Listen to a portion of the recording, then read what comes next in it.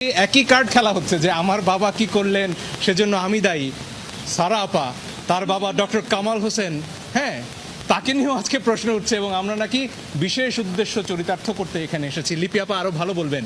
সেদিন সকাল 9:15 যেদিন কালকে আমরা তো এই পিটিশন দায়ের করলাম, লিপি আপা বললেন যে বাচ্চারা তো ডাক দিয়েছে রাস্তায় নামার, এদেরকে তো আবার গুলি করবে, আমরা কি কিছু করতে পারি না? এই একটা প্রশ্ন থেকে একজন আইনজীবী হিসেবে দায়বদ্ধতা থেকে আমরা এসেছি। আধা ঘন্টার মধ্যে পিটিশন ড্রাফট করে আমরা বলেছি যেভাবে পারে যে পারে যেন এই গুলিটা থামানোর চেষ্টা করা হয়। আমরা আমাদের সন্তানদের রক্ষা করার জন্য এসেছি, কারো বাপের প্রয়োজনে আমরা এখানে আসিনি। আমার মনে হয় লিপি আপা আরো ভালো বলতে পারবেন এই ব্যাপারে।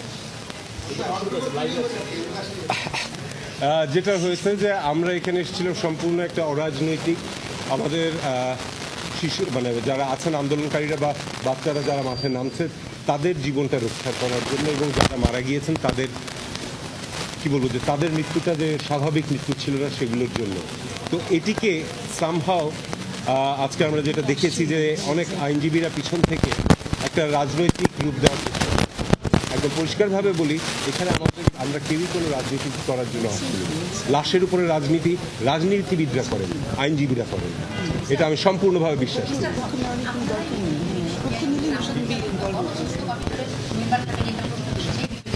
একটা জিনিস যেটা হচ্ছে গণতন্ত্র কমিশনের যে এটা রয়েছে সেটি হচ্ছে যে আপনারা সবাই দেখেছেন যে আবু সাইদ কিভাবে মারা গিয়েছিল।